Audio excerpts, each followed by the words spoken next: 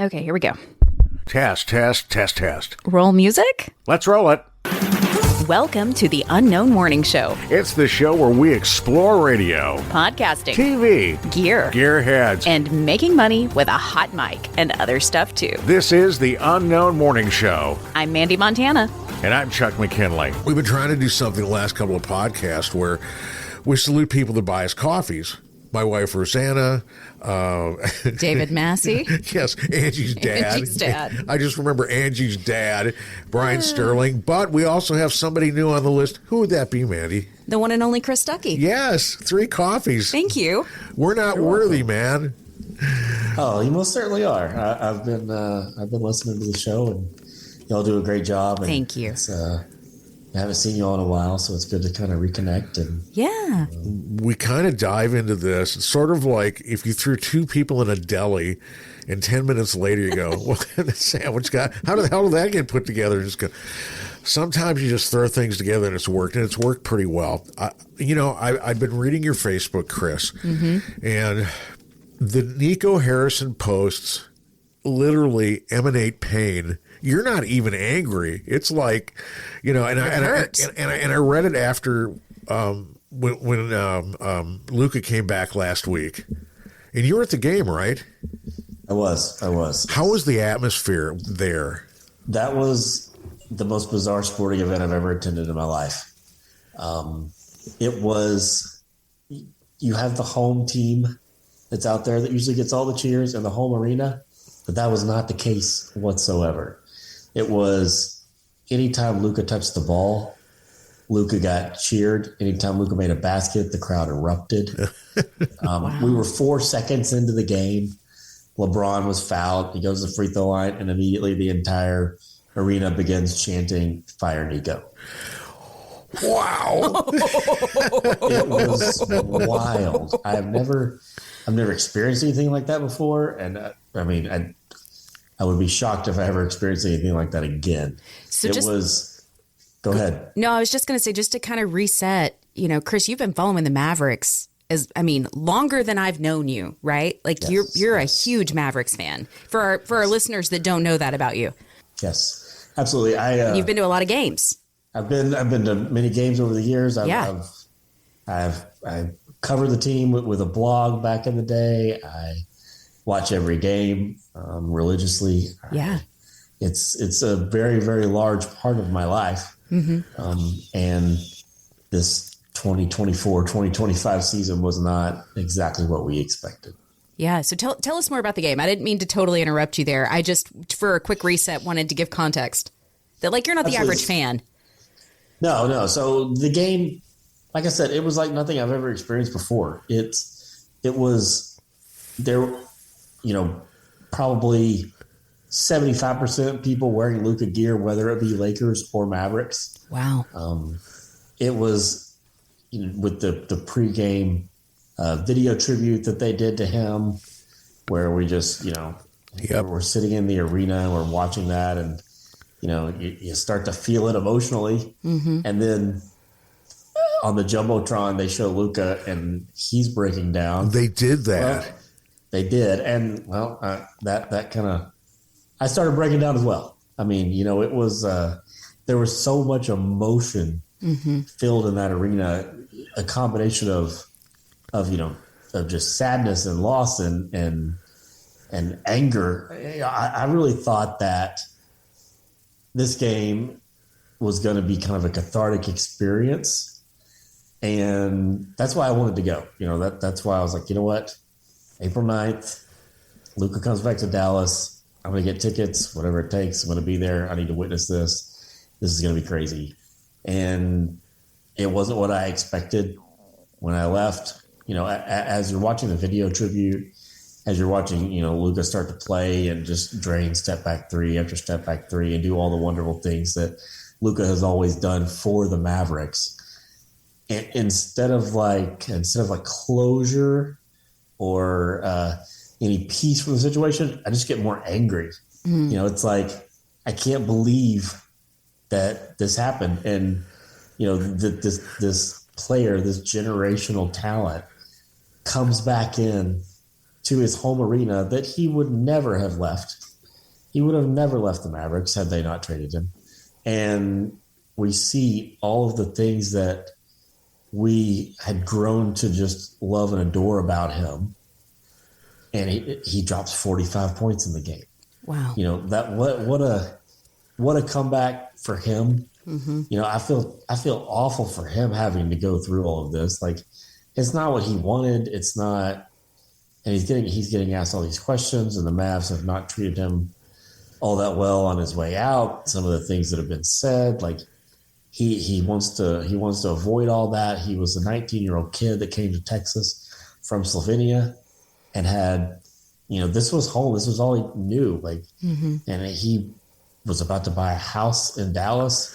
He was going to sign a Supermax contract in the offseason worth $350 million. Like, he was prepared to be a Maverick for life. Mm-hmm. And that's not at all what happened. And his comeback to the American Airlines Center to play his first game against the Mavericks, he kind of showed them what they're missing out on. Well, you know, there's the thoughts that, and I think Cuban had said it, that, you know, if he had control, and he wouldn't have traded him, but if he did, it would be a heck of a lot more than what they've got.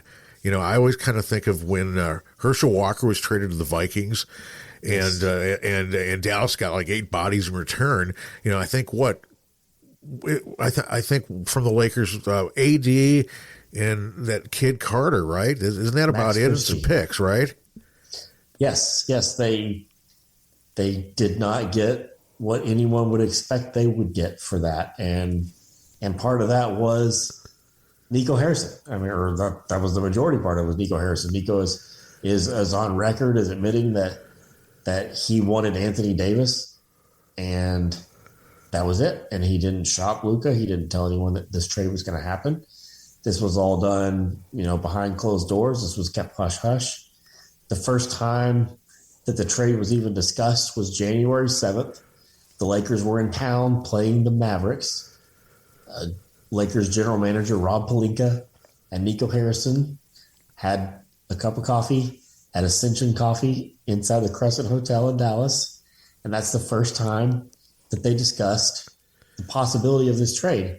And the funny part of it is when Nico even floated it, Rob thought he was kidding. Like, he didn't think it was actually true. And then when he quickly realized, okay, he is telling the truth. Well, yes, we would be interested in that trade. Well, you know, it seemed like when that thing developed too, I don't know about you, I thought it was clickbait. I thought it was a fake story. Click and go, oh, this is the real deal. Jeez. It was shocking to everyone. Shams Charania, the ESPN insider for ESPN, who actually broke the news. Yeah. Around 11 o'clock on February the 1st, when he's gone on several shows and given interviews about it. And when he found out that this was indeed true, he said he was composing the tweet that he was going to send out, and his hands were shaking. Oh, I bet. Like, and he said, I made sure that when the last line of my tweet was, I have not been hacked. Like, yeah. This is actually true, because he knew that no one would actually believe it. How did he find out, Chris? Was somebody from the front office, or probably he's the not going to reveal his sources. Of course not. The top NBA insider. He finds all the news. He breaks all the news. He's got just a long list of contacts, I'm sure. But yeah, he's the one that broke it. And he said for the first time in his career, he was nervous to break news. I bet. That's just how monumental and historic and, quite frankly, illogical and absurd that this trade is and was. I mean, I'm like not a huge sports fan. I'm like somebody who watches the playoffs and enjoys it and sort of kind of follows the news as it goes, enough to, talk about it over coffee with Chuck, right? Yes. So when I heard this even, I was like, what the is going on? This doesn't make any sense. I mean, Stuckey, you and I think are about the same age. I graduated high school in 2002. And like for me, I was probably much more attached to Dirk. But this felt like if Dirk were traded to me, generationally. Sure. That would have been, insane. And so I was like, this has got to be what this is, right?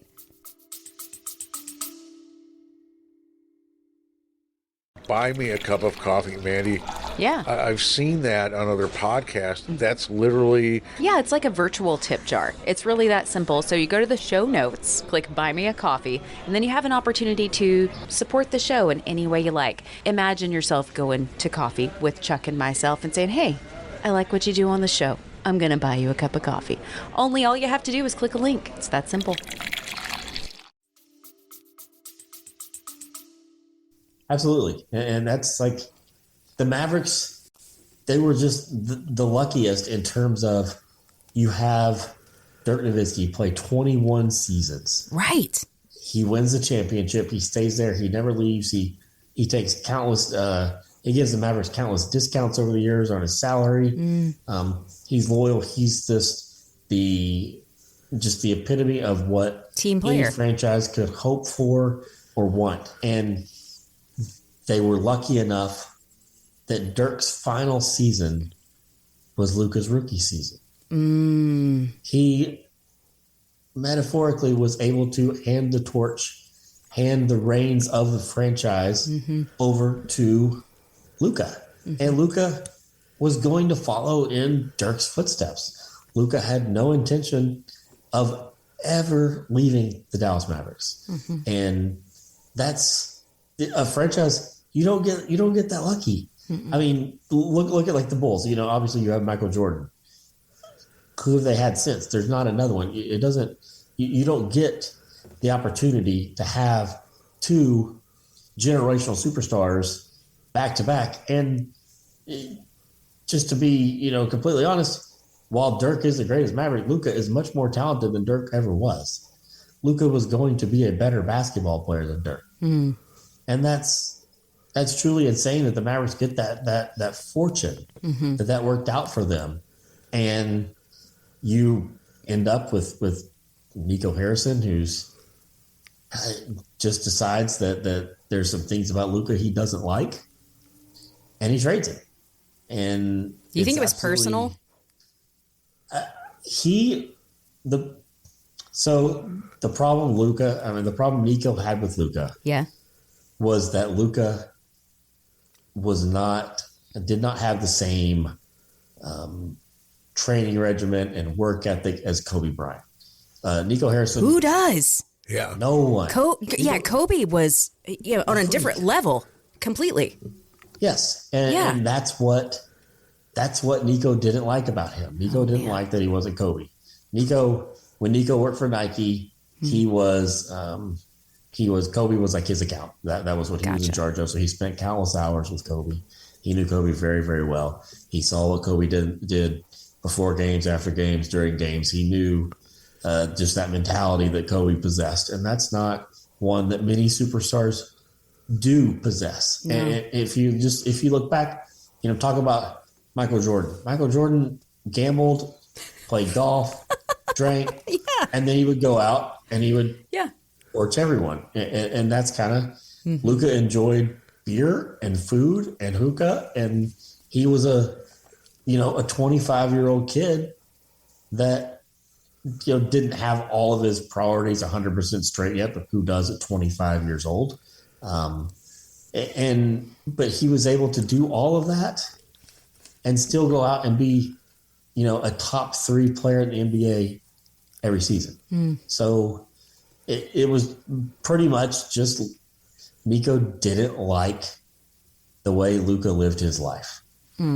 And because of that, he took advantage of the fact that there was a new ownership in place, because Mark Cuban would never allow this to happen. No. Mark Cuban's been on record as saying, if you ask me to choose between my wife and Luka, you'll see me in my lawyer's office. It would have never happened. Not in a million years would it have happened. But Nico saw an opportunity with the Adelson Dumont family, specifically Patrick Dumont, who's the new governor of the Mavs. He saw the opportunity to go to him and say, hey, here's what I think about Luka. Here's what I think we should do. He's eligible for $350 million this offseason. I don't think that's a wise investment. I think we should trade him. Patrick knows nothing about basketball. he's listening to one person. He goes, that makes sense. Trading.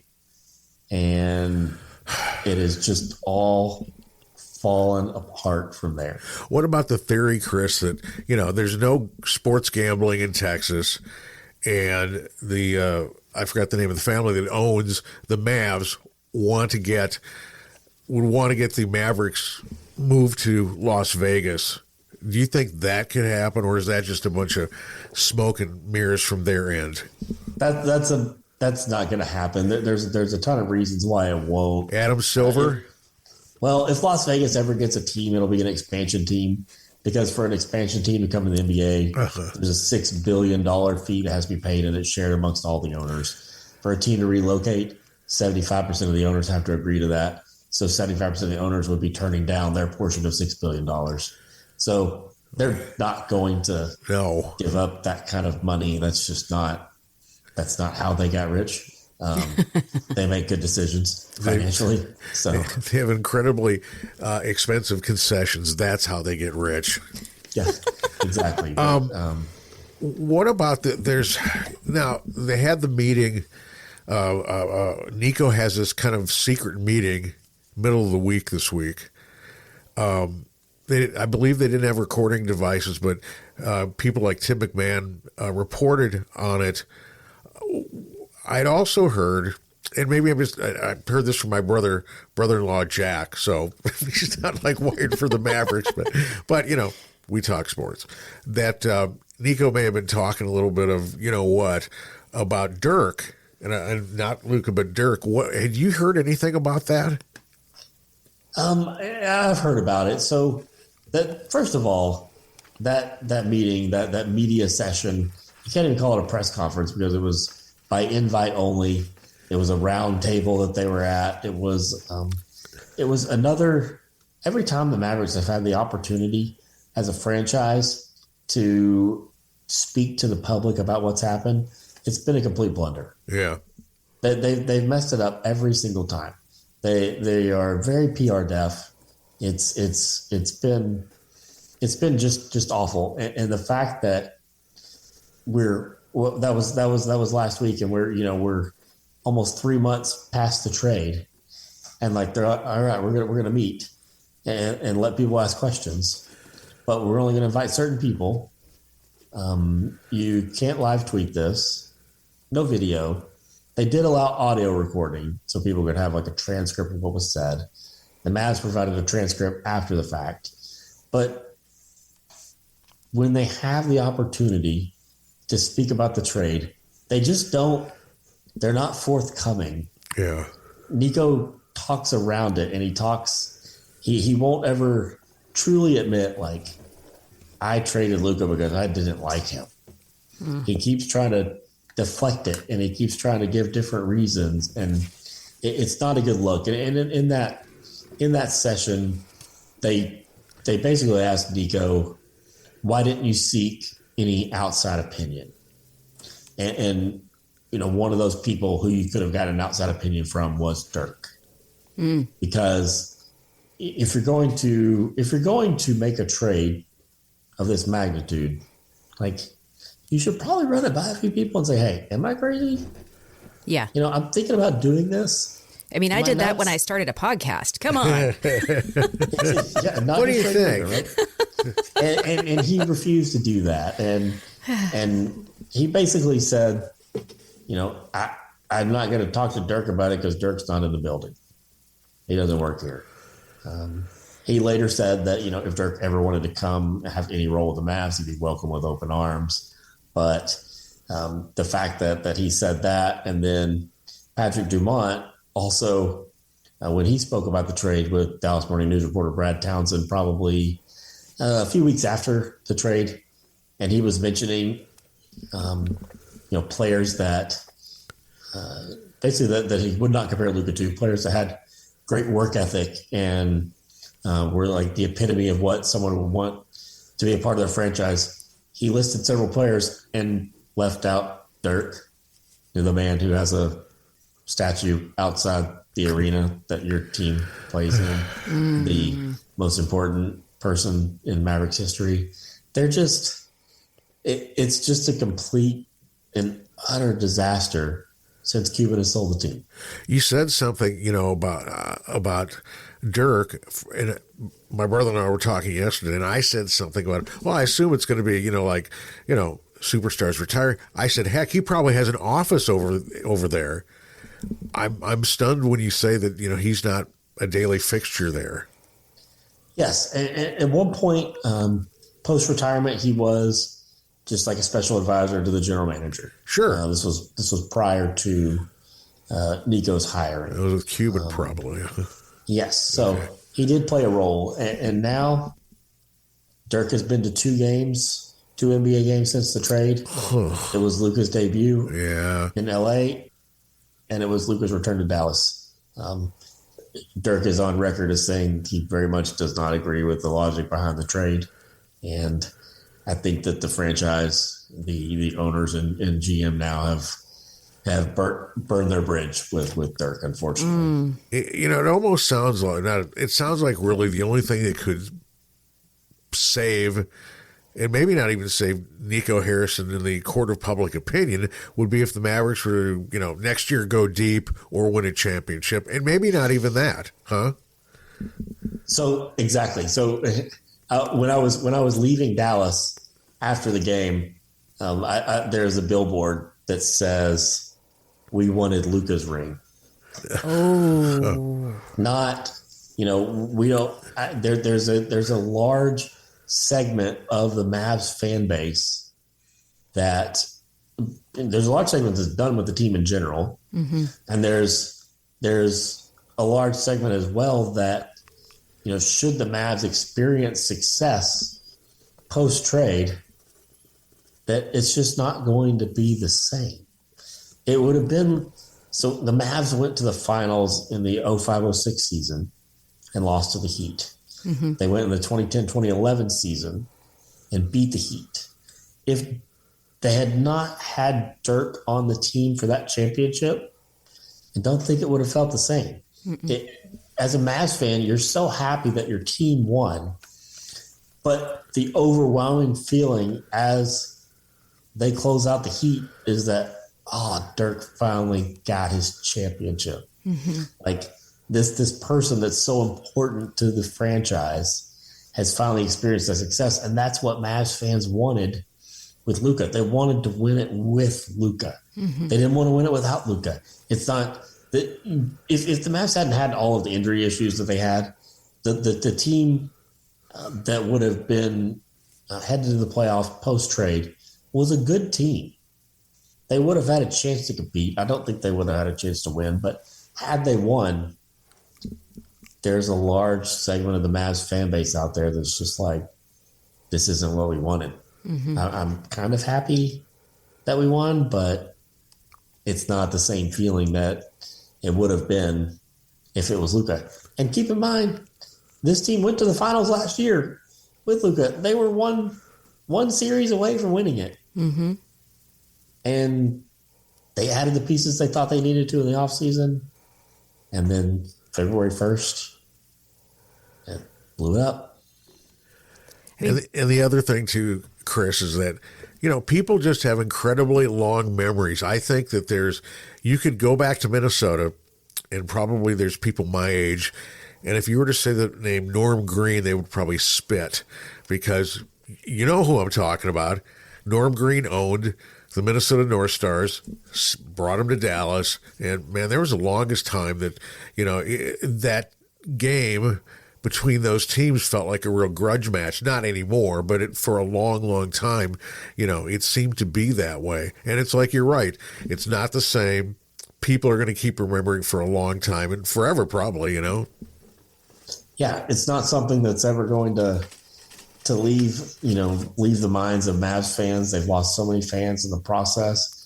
It's been truly like, I know it's sports, and sports in the big scheme of things aren't anything, but it's been very much like a feeling of loss and grieving, dealing with this. This was, like for the past 15 years of my life, I watched the Mavs play every time they play, like every game.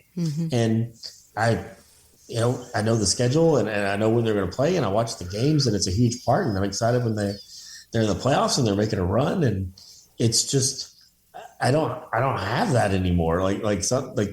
Nico and Patrick Dumont have single-handedly ruined Mavs fandom for so many people, and I've spent thousands of dollars going to games, and I'm not going to do that anymore. Yeah, I'm going to try to go to the games where Luka's in town. I'm not going to spend my money on that anymore. It's just Nico needs to be fired. He's not going to be. He's going to have the opportunity to probably finish out his contract, which has 3 more years. That would be a large backtrack by ownership to sign off on the trade and then subsequently fire Nico a few months later. So I don't see that happening. The Mavs are not set up well for the future because of this trade. They shrunk their window from a 10-year window with Luka to 2 or 3 years because Anthony Davis is aging. Kyrie Irving aging. He tore his ACL, so he's going to miss most of next season anyway. They are quickly on the path to being the 1990s Dallas Mavericks again, which is basically irrelevancy. We were talking about it before we signed on, and we touched on it briefly. You had your Mavericks blog, and so why did you quit doing it? Well, the blog network that paid me $600 a year to do that. Really? Yeah, it was huge back then. It shut down, and it shut down while I was, participating pretty regularly in Sports Radio Live. Yes. So I just kind of shifted my focus to that and was able to kind of continue to grow there. One of the things, go ahead. I was just going to ask about the origin of the blog, Chris. Like, how did you get started with that and why? It was a blog network that had someone covering every major professional sports team. And I saw that there was an opening, and I saw that the Mavericks didn't have anyone assigned to them. I was like, I'll do it. That'll be fun. Yeah. So I signed up, and it was called mavsball.com. And, for a couple of years, I just wrote about them and tried to interview as many people as I could and write post-game stories and, just cover them and get as much experience as I could in the process. And I was able to beg Reed Kerr to let me come on the radio and talk about the Mavs. And pretty much the rest is history there. Yeah. But you enjoyed it? That was great. Yeah. It's fun. You're watching the games anyway, so you kind of get to take a deeper dive and you get to kind of share your thoughts with everyone out there that's also watching and try to get a little bit of engagement on social media. And it's definitely a fun process to just kind of cover them on a daily basis. And that was early to mid 2000s that you started? That would have been probably like 2009. Yeah. Yeah. Very cool. And then I guess about 2010, Sports Radio Live begins. 2 hosts over the duration of the show, I guess 3 years, Reed Kerr and Brian Houston. And it was wonderful because, Chris, I guess you came over about once a week, didn't you? Mostly about once a week. And it was always fun. When it first started, Reed let me come on once a week and talk about the Mavericks. I just called in. We did one quick segment and we were done. And it was at the time that there was a weekly remote being done at Dudley's, which was about 3 miles from my house. And Reed's like, why don't you just come up here? I was like, okay, I'll come up there. And we came up there and did the segment a little bit. And he's like, you want to stay for the whole hour? I was like, I'll stay for the whole hour. Sure. I'm here. And that turned into come for the whole show every time we're at Dudley. So I was always in awe of like you and Craig Smoke because you guys would have things broke down. You had, and when I say minutia, I mean it kindly, that you guys had stats upon stats upon stats upon stats. And I mean, and I'm like Mandy in the way that I can talk maybe the big picture, but man, you guys could just break it down like nobody's business. And, it gave the show a lot of flex too, as far as I was concerned. You guys did that well. Well, thank you. We, I just watch sports. I always have. I watch a ton of sports. I watch I've got my teams, but I also try to follow the leagues as a whole. And especially at that point in my life, I was pretty much solely focused on that. And it wasn't like a chore at all. It was what I did. And I wasn't trying to like gain any additional knowledge. It's just what I enjoyed doing with my free time.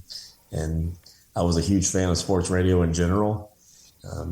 So having the opportunity to not only, listen to sports radio live, but then become a part of it was a dream come true for me at that point. We used to joke. We would say, Stuckey's in his house with about 10 monitors, like a James Bond villain with a white cat in his lap, contemplating world events, but getting a daily dose of the Mavs or Rangers or whatever's going on.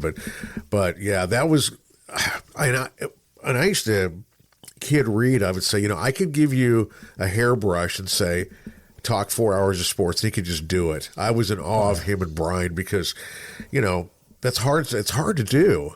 It's real hard. Oh, it's just not easy at all. Being the sidekick was a much better gig than trying to do the solo. That's intimidating. And they're so naturally talented at it, and it's not that's not something that everyone has where they can just walk up to a mic and not only be informative but also be entertaining. I mean, I don't know a lot of people with the same mind as Reed Kerr. He has a whimsy about him. He does, and just the more you listen to him, the more you get to know him. He loves sports, but like that's not the biggest part of his life by any means. He has so many other interests, and he's able to talk about all of that and weave that into a 2-hour show. And he truly had a gift of entertaining, and it was fun. It was fun to be alongside that. Oh yeah, very. And as I got more into it, because when I found out I was producing a sports show, I didn't really know what to do. And then, Reed kind of mapped it out. He says, well, look here, you're this music radio guy that's been around the block, and, you're producing the show, and you say stuff. And I go, okay. And things would develop from there. I mean, it would be, and then Reed would have like theme nights almost, or theme days. Mm-hmm. Like it would be NASCAR day. Do you remember the Festivus show? I remember the Festivus show, the wrestling shows. I've been looking for those. I swear I thought I have them on my flash drive somewhere. Swear to God, if I ever find those, they're going up for segments on our podcast. I hope you find them, because that was truly great content, and that's just that's from the mind of Reed. Oh yeah, you get to the slower times when there's less sports going on, and his brain goes to, what can I do to make this an entertaining 2 hours for the audience? That's exactly how he explained it to me. And then he was saying, well, I want you to do a segment called the 3 Stars of the Week. And it's going to be the 3 biggest things, culture, sports. I go, oh, well, okay. And so that was one of those things. It developed as it went. Like the first version was like 5 minutes long, and he goes, get it to 3. And then, and that was fun for me too, because I was learning more as far as producing techniques. And the odd thing is, as a young broadcaster, I hated production. As I've grown into the business more, that's kind of been my stock and trade, and the thing that keeps me around too. But yeah, the theme stuff was fantastic. There's all kinds of fun memories that Chris listed. We sent him a guest questionnaire. Oh yeah. At like dyeing your hair red because you lost a bet. Yeah, so that I didn't intend to lose the bet, for sure. It was an NFL playoffs bet between Reed and myself. Mm-hmm. If I had won, Reed was going to have to sing Miley Cyrus's "Party of the USA" live on the show. Oh, that would have been a classic. I'm sorry, Chris. That would have been amazing. I know. I often gave Reed a hard time for being a redhead. Yes. So if I lost, I was going to have to become a redhead. And I I lost just quickly and terribly. And at the time, we were doing a remote at Uppercut Salon in Longview. Oh, that's right. Yeah. And before the show one day, we just like, all right, pay it off. And it was, I was expecting like red hair, like someone that actually has naturally red hair. Mm-hmm. It was not that color red. It is red. It was fire engine red, wasn't it? Yes. Yeah, I remember. And obviously, it was the first time I colored my hair, so the whole process was interesting to be a part of. But yeah, that was I made sure I wanted to do it right. I cut my hair right before, so it would last as long as possible, and I lived the life of a redhead for a month or so. The movies Stuckey hasn't seen bracket. Yeah, that was huge. You Chuck, I know you remember that. Yeah, we did the 64 and broke it out, and yeah. So that the origin of that was just sitting around after the show at Dudley's eating dinner, and they would make like movie references or ask, and I'd be like, I'm sorry, I don't know what you're talking about. And they quickly realized that we have a bit here. Yes, I spend all of my time watching sports. So you haven't seen films or TV shows? No, and they would, it would be like, "Have you seen this?"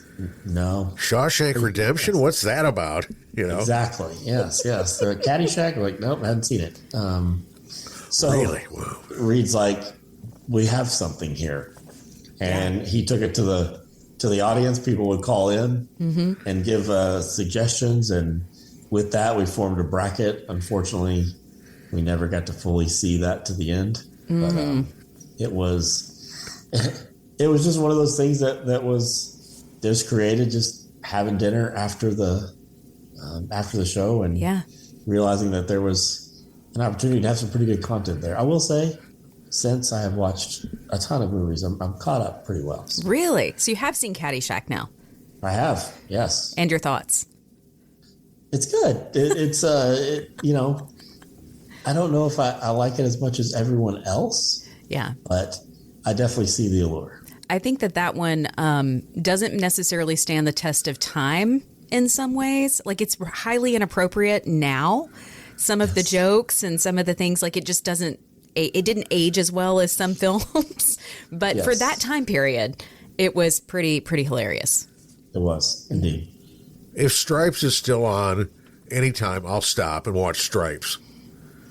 That is one I have not seen, so I'll have to add that to the list. Well, for me, it was one of these. Stripes is one of those movies. Warren Oates is in it. And Warren Oates, and if you're a guy of a certain age like myself, when I was growing up, Warren Oates would be in Westerns dressed in black. And when he showed up, you knew someone was going to die. Now, in Stripes, he was a drill sergeant and it was a comedy and nobody died. So it was like, oh, Warren's not going to kill anybody. This could be a different story. And then it went on. Of course, it's Bill Murray. So I can't remember. I was about to say there's a link there, and I think it's Bill Murray, but I'm not totally sure. Yeah. It's Bill. Yeah. But anyway, I was kind of riffing on that. Hey, did you have to do the lockout lock-in? Did you have to be there personally for that? Oh, so I made appearances. I was the lucky one that did not have to spend too much time there. When you say appearances, did you just go, "Hi, everybody," and then take off? Which would be a great appearance. Yeah, I'd stop by, make sure everyone's still alive. We would maybe do a segment or so and leave. It was July in a parking lot in Texas, and we were dying. Truly miserable. I always enjoyed Reed's joke that the generator that was rented for my family business was the highest paid employee. Oh yeah, because they were saying how much diesel it was sucking, and we just went, "Oh Christ, nobody gets raises forever." Not that we would. We're going, nobody gets raises forever. Yeah, that was a truly bizarre, interesting, bizarre. Because they were mapping it out and saying people have to be there every day and do this, and then Dave Moreland came to me and he said, "We need somebody here just in case emergencies, loading commercials and stuff. And so the trade-off is you'll be doing 7 hours on Sunday. And I go, okay, fine. And I would basically go there, get in a chair. They had the fan on, and I would nap. 2 people came up in my 6 weeks. One person came up and goes, and I go, oh, I'm Chuck McKinley. He goes, oh, we listened to the show. And I go, thank you. And they left, and I fell back to sleep. So yeah, that was just definitely not the most thought out bit that there was for the show. I'll give you that. Well, and it was in Longview. Most of the staff were in Tyler, and it wasn't thought out. Choosing Longview for the location was certainly interesting, given, like you said, that required everyone to drive an hour. Talk to me about 3 the hard way, Stuckey. So, like Chuck mentioned, when he did 3 stars of the week, he came to me and said, "Hey, let's do a segment. 3 the hard way. We'll do 3 stories from over the weekend. You'll do the recording, put it together, and we'll play it on the shows on Monday." I was like, okay, I can do that. I've done a lot of writing in my life. I can do that pretty well. So the first time I did it, I'm like, okay, let me come up with my 3 stories. Came up with them. We write it. And it was way too long, obviously, when you go to record. I sent it to Chuck the first time, and he's like, trying to be very kind, and I appreciate that, but basically, this is really bad. Did I say that? You didn't say it like that, but that's what you meant, and you were right. You're like, that was one of my first experiences, like just reading a written script, and apparently that was not my strong suit at the time. Everybody is bad at the first time, Stuckey. Everybody. I was a part of that club for sure. Yeah. Oh yeah. You're not alone in that. Everybody's. I mean, that takes a lot of practice and time. Chuck was very gracious, and he's like, I want you to try it and do this and try this and do that. I'm like, okay, I hear what you're saying now. Let me give it another shot. And I very much appreciate the advice and the direction you made it where it was actually worthy of being put on the air. I was sitting there going through flash drives last weekend and looking for some old SRL bits. And I was specifically looking for wrestling or the Festivus shows. I thought I'd kept them. The only thing I discovered is my old 3 stars of the week. And I was listening to them and I go, no. They were fantastic. You're a pro. It was so much fun though, because we could sit there. I don't know if Reed ever told you this. This is a classic story. So we're on the air and caller comes in. I have to go get the call. Maybe we're doing a contest, so I'm gone for like 2 minutes. Reed is telling a story. And the punchline comes up, and usually when the punchline comes up, I'd hit the applause button, a zinger, maybe a Nick Nolte growl, something like that. And, and so I'm back, and and Reed says, you know what, Chuck, I got to tell you the story. I just told it, but I'm going to tell it for you again. And honest to God, he tells it. I hit the applause button, hit the boom, boom, boom, boom, boom. And then it was like, and then of course we did a time. I think it was toward the end of the hour where we had to do a time check and hit the commercial so we could hit our, hard out at the end of the hour. But it was hilarious. That, and when Reed was over at, Where's Rufus? Where's Rufus? Mm-hmm. So he gets over there. He has his gear set up, and nothing's functioning correctly. So what does Reed do? He has his flip phone on. He's talking. He's getting in the car. He drives over. He does not miss a beat. He gets into the studio, turns the mic, sits down, and it's flawless. And I'm just going, awesome. What a pro! To be able to do that and stay focused on what you're doing and still be entertaining at the same time. Like he's a gem for sure. And it was so fun because we can make something simple as, coming out of the break and doing a time check and make it into about rock and roll and about Reed's hair or something and say, okay, back to you, Sammy. We're talking to Sammy Hagar, and boom, but it was great fun. And I saw where you hosted the show when Brian was he was going to the national championship game. LSU was playing. I think they're playing Alabama. So he had 2 travel days. and he asked me to be the host, and I brought on Gabe Brooks from the Longview News Journal at the time to co-host. Oh yeah, and that was my first time, like not just being there. There's a lot more pressure. How did you feel? Were you nervous? I don't know if I was nervous, or I probably should have been. That was probably the problem. But no, I was able to get a few guests on and host the show, and I mean, obviously, having you in my right ear was always huge. You made sure I stayed on track.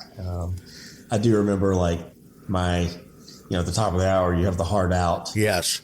And you count it down, and I was not doing well on my countdown.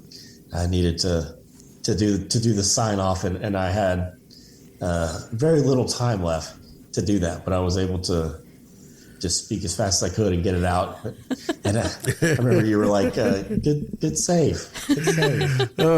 I had to, and I think it was maybe Super Bowl, and Brian was, probably, let's say, New Orleans, and he comes back and he has strep throat. And I have to do the show for 3 days, and I am I'm terrified. I don't want to do it, but Dwayne Black sits in with me, and our very first words on the very first show, the stager intros us and everything, and Black goes, "Are we on?" And I go, "Yes, Black, we're on the air." We are live. Everyone's listening. Oh God, yeah, it's a big difference. It's really easy and relaxing to be the co-host, but to be the actual host, I did not envy the responsibility there. There's, you have all the ad reads, and the phone line is sponsored, and you have to make sure you get that in. And it was a fun experience. I truly enjoyed it, but being the co-host a lot suited my abilities a lot better. And when I was hosting, I was also producing and working the phones and everything. And it was that's a lot. Yeah, it was nuts, but it was. I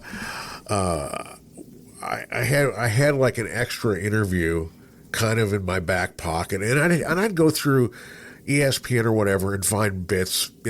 If I had a minute and I needed to just blow a minute to get my wits together, and I was using that.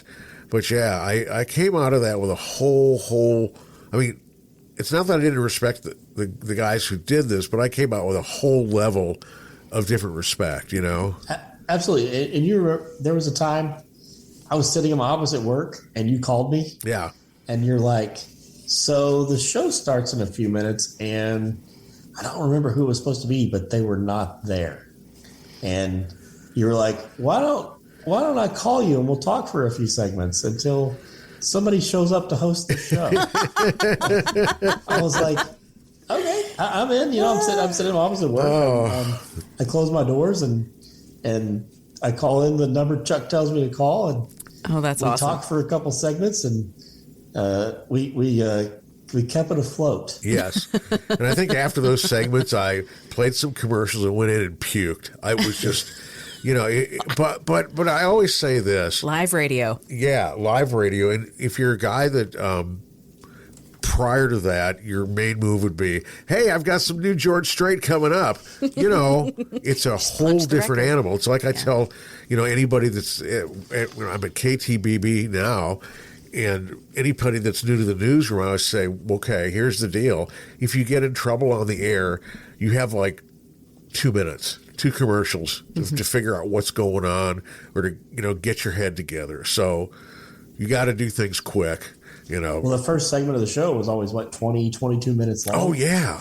So that's when someone's not there to host, it's you're like, well, I have to fill over 20 minutes right now. How are we going to do that? Yeah. We had done something, and I think maybe we still did it. I did something where I would go through the events of the morning and overnight, and with our I forgot the production voice we had from New Orleans. I would sit there and put together like a minute intro, that would give us like 5, 6. I would take those pieces and have them individually, but it would be something that would set the table where on slow days, Reed could sit there and literally go down each thing and flesh it out to maybe 20 minutes to do that if we really had to. It was designed to do that instead of just, have the voice guy, blah, blah, blah, here's Reed Kerr. And it was also something where we could do funny stuff too. I mean, as years have gone by, I'd hear stuff going on, like when Deflategate was going on, with the Patriots. I thought, well, hell, put a Cialis commercial bump in there and we're in business, I mean, I would hear things like this and I just go, this would be just fun. I miss that part of it. And there would be times when I was at KTBB, my first tour, I was doing news, I was doing production, and there would be days, Chris, where I would be doing a couple hours of news. I had my production duties. We had a midday sports talk, and if Brian was in, I would sit there. If I had noontime news, I'd do noontime news. I'd put all my news bumps in for the hour, and then I'd go over to the studio for like 40 minutes with Brian. I said it was radio heaven. It was absolutely the funnest. It's like everything. News, production, sitting there talking about sports. I absolutely adored it a lot. That's awesome. You got to do it all. Exactly. Well, it sounds like when you're hosting, one of the main, your priority is having a guest, right? Or having an interview to take a little bit of the pressure off of you to just be talking the entire time, right? It's one of the things that we leverage on our podcast. Absolutely. So I read something, you booked some guests while you were in class? So I was finishing up college when I was doing, I graduated in 2011. So while I was doing the show, I was able to do like 3 days a week on the show and I had 2 days of class. But I was like, I can try to book some guests, for the show. I can help out. So I just started, I was like, try to find people that were relevant and maybe go on Twitter or just see how I could get in contact with someone. And I started sending messages and I was sitting in class and I was able to get in touch with the Rangers PR guy, John Blake, via email. And their current owner at the time was a guy named Chuck Greenberg. And I was like, so there's this radio show in Longview. We talk about the Rangers a lot. Yeah. What do you think about Chuck coming on? And he's like, yeah, sure. When's your show? I was like 4 to 6. Monday through Friday, you pick a time that works. We'll make it work. And he picked a time, and I wasn't even a part of the interview. I was busy with college, but I was able to get him booked and on the show for Reed to interview. And I got at one point I got Mark Cuban to come on the show.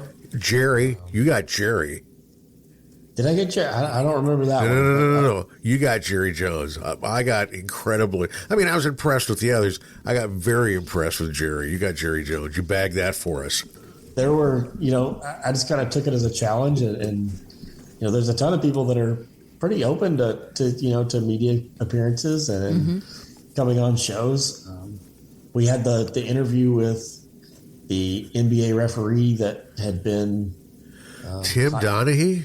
Tim Gon, yes. Remember I got him on the show. We were able to talk to him when he was trying to promote his book. That was interesting. I'm not disgraced or whatever the hell it was. Yes, exactly. I think Reed introduced him. I didn't introduce him exactly as that, but it was an interesting interview because what do you say to somebody like that? Is why did you do that? Why are you being a bad man? Exactly, but I just took it as a challenge and a way to help the show, and I just started sending emails and tweets and. But it's the sum of its parts, I mean, you made the show better when you came on. I always tell people it's kind of like Johnny Carson, the Mighty Carson art players, and it would be all these people that would come in and out. Or Conan O'Brien's the best example, I think. Would be like, you had like Andy's crazy sister would, I think over a 2-year period, was just, she would make these appearances and be nuts, or, the masturbating bear and things like that. It was it was strange. It was crazy. You remembered it, and that's what it's all about. And hopefully, doing those type of things, like when you got those interviews, it's like, oh, well, this little Tyler radio station got this. That's a big deal. It is. And as someone, when I came on the show, I had no resume. I had no, nothing that proved my worth. I had to kind of go out there and do it myself and show that, when I came on and what I could contribute would be beneficial to the show. And I'm sure it really helped that I was free. Yes. I was radio. I was wondering that the whole time that you were talking, when you were like, I got bumped up to 3 days a week, and I'm thinking, did we ever? I worked there after you were a part of it, I think, maybe for a short time. I came on board there kind of in the latter part of SRL when Brian was there. But I was wondering, did they ever pay you? At one point, yes, I did get paid when we were doing, when we did the show. Because it was a shoestring budget. A local sports bar. I was going to say actual money, huh? Yeah.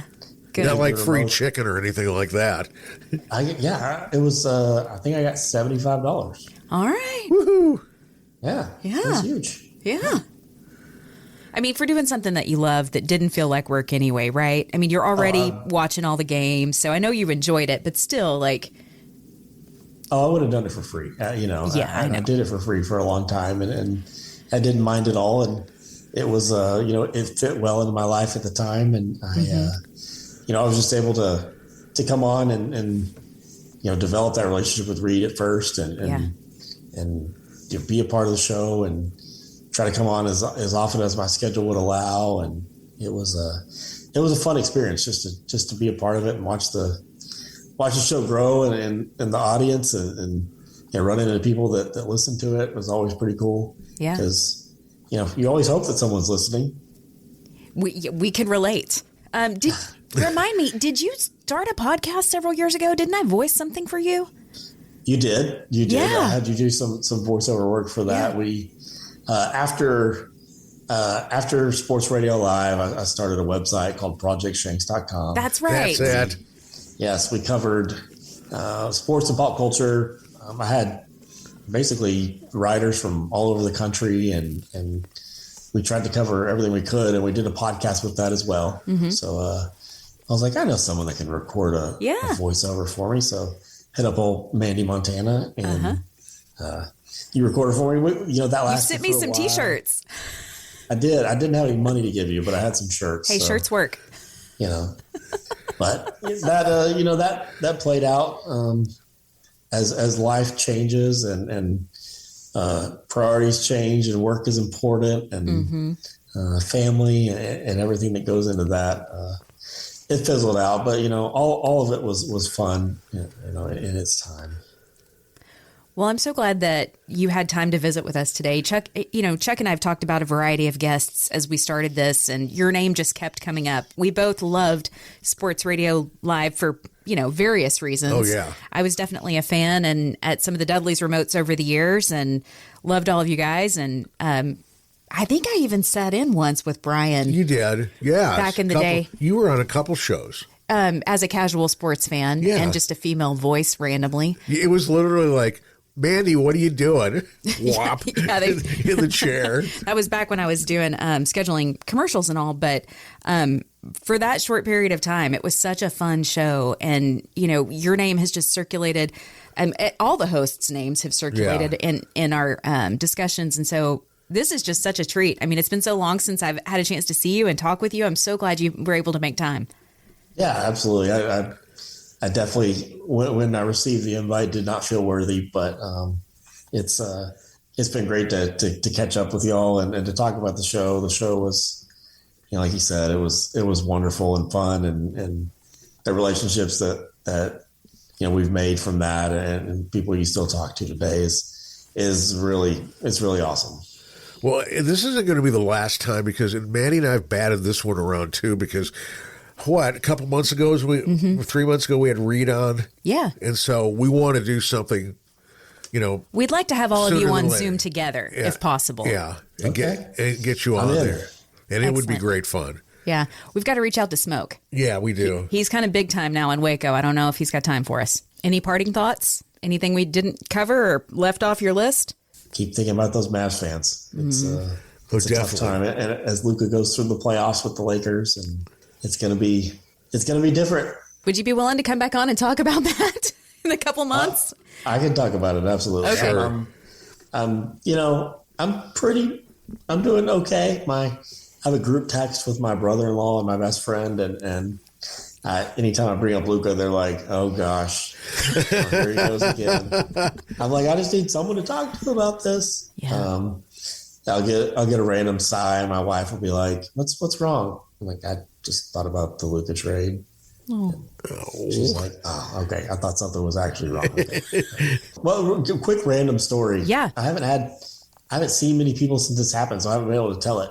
Okay. I was at the Rangers game yesterday. Yeah. And I was there was an usher trying to help us find our seats where we were seated and what elevator we needed to go to and all of that.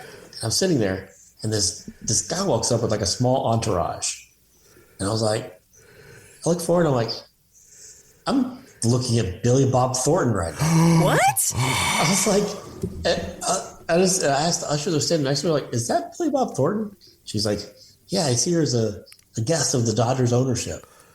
I didn't get to like take a picture with him or say anything to him, but it's one of those situations where like I'm at a Rangers game. I'm not expecting to see, if you see a player, that's okay. He's supposed to be there. Yeah.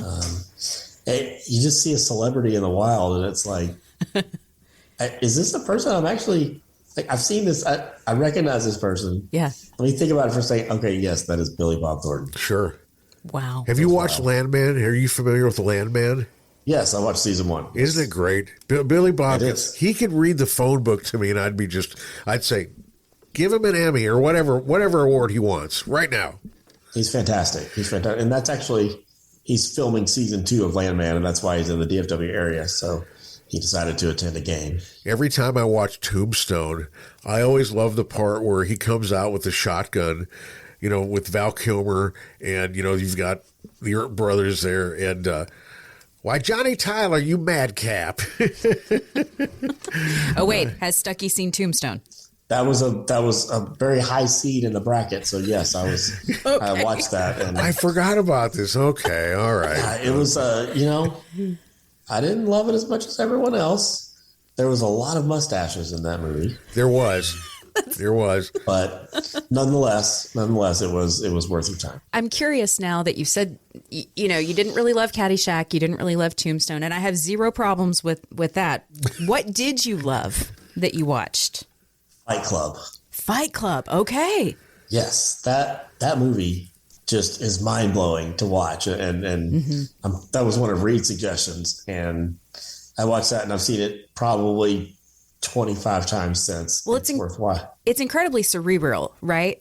Yes. It's one of those movies that like I still enjoy rewatches today, because every time you rewatch it, you notice a little something that you didn't before. Mm-hmm. It's definitely a brain teaser, and it'll make you're just at the end, the first time you watch it, you're like, what just happened? What on earth did I just watch? Yeah. And you're like, well, let me just watch this again, because you need to see it. You need to see the ending, and you need to watch it again so you can be like, okay, I have this prior knowledge. Let me pay attention to all the clues that get me there throughout the movie. That's the top of my list for sure. Okay, now that I know you like that, did you ever watch Memento? I have not seen that. That's actually, I have a list that I'm working on, and it is on the list. Is that Guy Pearce? I think so. I can't remember who stars in it. It might be Guy Pearce, but it's a brain tickler too. Like, you'll watch it and you'll be like, wait a minute, what was that? Shutter Island, things like that. If you've seen that with Leo DiCaprio, I haven't. Those type of movies. That one's a little. It looked really intense, and I was like, I don't know if that would give me anxiety. It might, but it's worth it. Okay, I'll add it to my list, Chris. That's another one that at the very end you're like, oh my. Okay, on the list. It's funny the stuff that you kind of get hooked on. John Hamm has Your Friends and Neighbors. I saw that on Apple Plus. I haven't watched it yet. John Hamm, I mean, when he was in Fargo, he has this thing. He was bad. He was a bad person in Fargo. not the John Hamm we love. And man, he put on a cowboy hat and squinted his eyes and slicked his hair back, and you go, John Hamm, you're scaring me, brother. You know? Yeah. But yeah, it's just funny. There's a show on Apple, Berlin ER. Berlin ER? It's German. It's subtitled. On top of it, it's overdubbed. And the thing is, it's overdubbed so well, the way that it's not like the old Japanimation where, you know, the guy's opening his mouth and it's just, you know, it's all over the place. It's pretty good, and I like it a lot. I'm kind of amazed because all of a sudden it's part of our viewing habits. I don't think I'm going to watch that one. Yeah, that one's not going on my list, Chuck. Sorry. No, okay, no. Berlin ER. The Residence on Netflix is what I've been binge-watching. I started it yesterday. I've got 1.5 more episodes left. It's a murder mystery set in the White House. I think it's I've new. seen the trailer, yes. It's interesting. It's kept my attention. It's called The Residence? It's called The Residence. It's on Netflix. Stuckey, this was great. Thanks for also talking pop culture with us. Absolutely. Anytime. And you'll be back because we definitely have to do the Sports Radio Live get-together. Yeah. It will be great. It's going to be like low-budget Comic-Con, okay? You know, Hey, that works. we'll just say, be on the show. You'll have to provide your own water, but it'll be great. Trust us. Tell us when to be there. We'll be there. Cool. And cut. This has been another episode of The Unknown Morning Show. I'm Mandy Montana. And I'm Chuck McKinley. This is our show to explore radio, Podcasting. gear, And the gearheads that use the gear. and making money with a hot mic. And other stuff in between. We'd love for you to follow us on social media as well. Follow us on Facebook at The Unknown Morning Show and Instagram at The Unknown Morning Show. See us on YouTube at The Unknown Morning Show. Thank you for listening to The Unknown Morning Show. I'm Mandy Montana. I'm Chuck McKinley. And remember, be kind and rewind.